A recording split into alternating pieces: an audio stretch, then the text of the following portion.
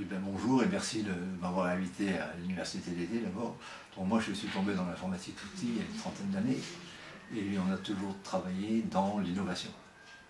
Bon, en 1980, j'ai créé le mot bureautique pour vous donner un peu l'histoire. Et là j'ai lancé l'année dernière le mot participatique et la nouvelle version de la bureautique. Donc voilà, on est plutôt dans le monde de l'innovation, depuis toujours. Et on a créé, je suis l'un des co-fondateurs d'une société qui s'appelle Revevol, ça veut dire Révolution, Évolution.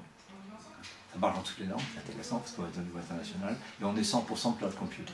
On ne fait que ça. On ne fait rien d'autre.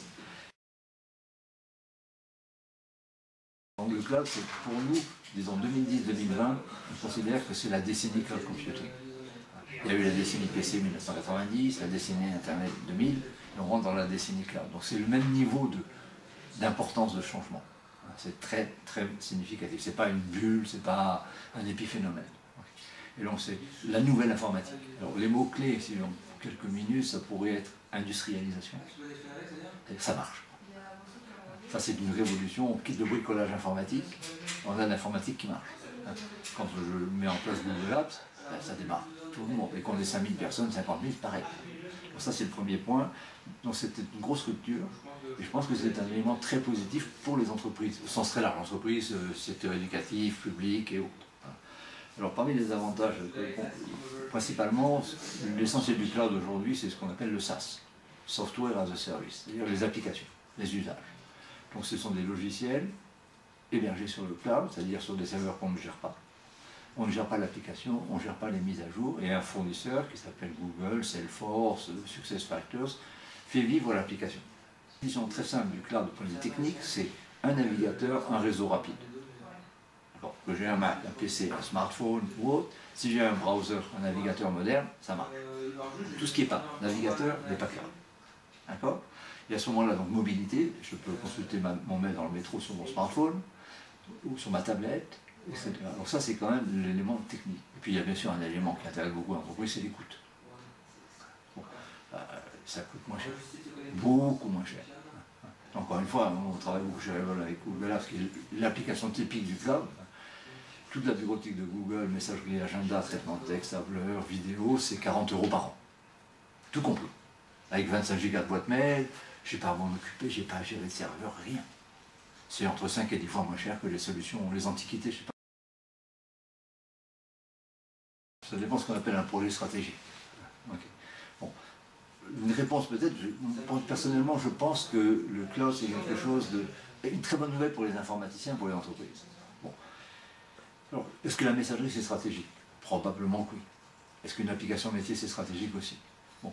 Alors le phénomène du cloud, concrètement aujourd'hui, on peut confier au cloud une grosse partie des applications, que j'appelle les commodities. Traitement de texte, messagerie, CRM, pilotage RH, un certain nombre de choses comme ça qu'on peut confier à des pros industriels. Et du coup, les équipes informatiques internes peuvent concentrer toute leur énergie interne sur les applications de cœur métier, qu'on ne trouve pas sur le cloud.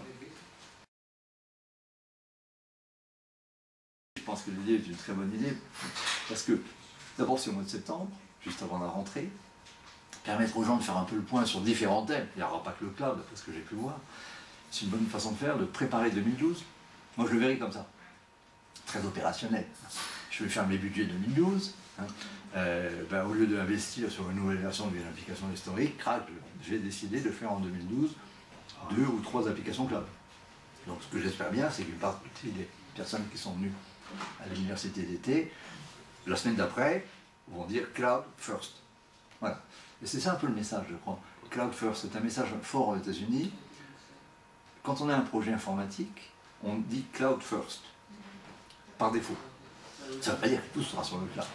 On va chercher sur le cloud, on va sûrement trouver pour beaucoup de choses, et ce qu'on ne trouve pas, on le fait en classique.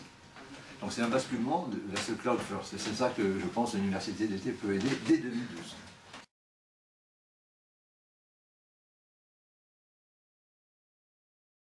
Je pense que le cloud, je fais par exemple beaucoup aussi d'interventions auprès des écoles. Et je crois que le point majeur, c'est que les informaticiens, les professionnels de l'informatique doivent comprendre, doivent se préparer au cloud. C'est peut-être la priorité. Tout va changer. Tous les métiers de l'informatique vont être impactés. les vendeurs de matériel, ils en vendront moins. Parce que les gens ne vont pas acheter des serveurs, ils vont prendre des serveurs chez Google, il y en a 2,5 millions. Okay. Les éditeurs de logiciels traditionnels, ils vont mal. Il faut qu'ils basculent sur le SaaS. Mais simplement, ça change le modèle économique. Et c'est peut-être pas la peine, si on est un jeune informaticien, de se lancer sur des produits en fin de vie.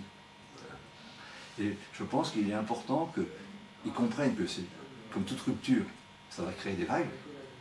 Il y a des métiers qui vont disparaître, il y a des métiers qui vont sortir. Et chez Revevol, actuellement, bon, on est en croissance, on est passé de 3 personnes à 150 personnes, donc tout reste à faire. Mais un projet cloud que nous gérons chez Revevol, avant, en méthode traditionnelle, c'était 10 fois plus de monde. Donc avec 150 personnes, on fait le travail de 2500 personnes. Donc je crois qu'il est essentiel de comprendre que ça va impacter les sociétés de services, les éditeurs, les fabricants de matériel, les équipes internes. Et donc il y a des risques forts et il y a surtout des peurs que je comprends très bien. Mais d'où l'idée de plus on se prépare tôt, plus on peut anticiper une rupture inéluctable, mieux ça vaudra.